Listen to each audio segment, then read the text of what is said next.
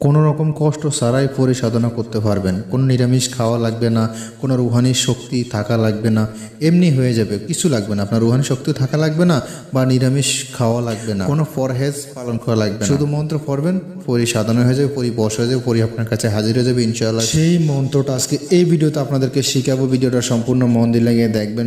তো যাই হোক, আজকে আপনাদের মাঝে যে আমলটা নিয়ে কথা বলবো এবং কি যে আমলটা আপনাদের মাঝে শেয়ার করব, সেই আমলটা একজন আলেমগণ থেকে নেওয়া হয়েছে।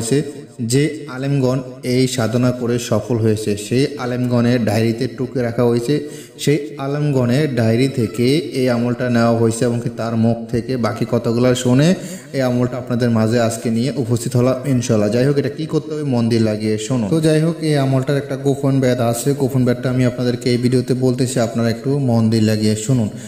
সর্বপ্রথম আপনারা কি করতে হবে একটু মন দিয়ে লাগিয়ে শুনুন। আমলটা কিভাবে করতে হবে, যে কোনো চন্দ্র মাসের প্রথম জুমার রাতে 12টার পর, ঠিক আছে, সুন্দর মতো অজু গোসল করে প্রথমে 2 রাকাত নফল নামাজ আদায় করে নিতে হবে। তারপর আপনি কেবলার দিকে মুখ করে এই এসএমটি মানে ওই আয়াতটি বা ওই মন্ত্রটি, ঠিক আছে, এই মন্ত্রটি 411 বার পড়বেন, ঠিক আছে। ওই মন্ত্রটি 411 বার পড়বেন। মন্ত্রটা কি, আগে মন্ত্রটা শোনেন, তারপর বলতেছি আমি নিয়ম কারণ গোপন ব্যাধ। মন্ত্র হলো ইয়া হাইয়ু আল মানাও ইন্নি ওলাকিয়া ইলায়া কিতাবুন কারিম ইন্না মিন সুলাইমানা ওয়া ইন্না, ঠিক আছে, বিসমিল্লাহির রহমানির রহিম। তো যাই হোক, আপনাদের সুবিধার্থে আমি মন্ত্র আপনাদেরকে বলতেছি, একটু মন দিয়ে লাগে শুনুন। ইয়া হাইয়ু আল মানাও, ঠিক আছে, ইয়া হাইয়ু আল মানাও ইন্না ওলাকিয়া ইলায়া কিতাবুন, ঠিক আছে, কিতাবুন কারিম ইন্না মিন সুলাইমানা ওয়া ইন্না বিসমিল্লাহির রহমানির রহিম।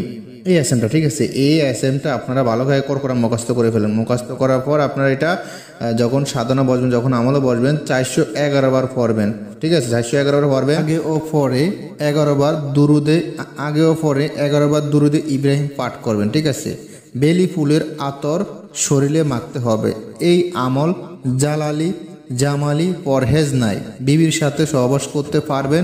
যে কোনো মাছ ও গরুর গোস্ত বাদে সব ধরনের আমিষ ভক্ষণ করতে পারবেন। এখানে একটা গোপন ব্যাধ আছে। গোপন ব্যাধটা হলো যে কোনো মানে মাছ আর গোস্ত বাদে আর সব খাইতে পারবেন।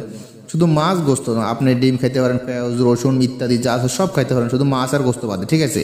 এবং কি স্ত্রীর সাথে মিলামেশা করতে পারেন, সমস্যা নেই, ঠিক আছে। এখানে সব কিছু বলা আছে। তারপর আমলটি 31 দিন করতে হবে। 7 দিনের মধ্যেই কিন্তু কিছু আলামত দেখতে পারবেন।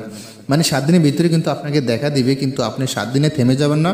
আপনি একটা না 31 দিন পড়তে থাকবেন, ঠিক আছে। 31 দিন পড়তে হবে। 7 দিনের ভিতরে যদি হাজির হয়ে যায় আপনি বন্ধ দিবেন না, পড়তে থাকবেন, করতেই থাকবেন, ঠিক আছে। এই মিলে 31 দিন রাত, ঠিক আছে। 31 দিন রাতে একজন জিন বা পরী হাজির হবে, ঠিক আছে। রুহানি শক্তি কম থাকলে স্বপ্নে দেখা দিবে, ঠিক আছে। মানে আপনার যদি রুহানি শক্তি না থাকে, তারপরে আপনি এটা সাধন করতে পারবেন, আমল করতে পারবেন, আপনার স্বপ্নের মাধ্যমে দেখা দিবে, ঠিক আছে। আর যদি রুহানি শক্তি ভালো থাকে, আমল থাকে, তাহলে আপনি সরাসরি দেখবেন। আর যদি রুহানি শক্তি কম থাকে, তাহলে স্বপ্নের মাধ্যমে দেখবেন।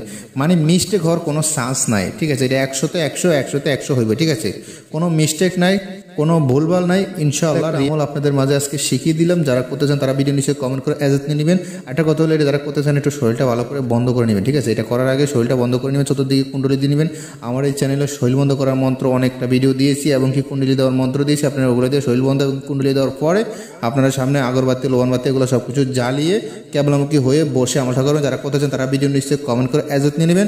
এখন তো ভালো থাকবেন, সুস্থ থাকবেন, আল্লাহ হাফেজ।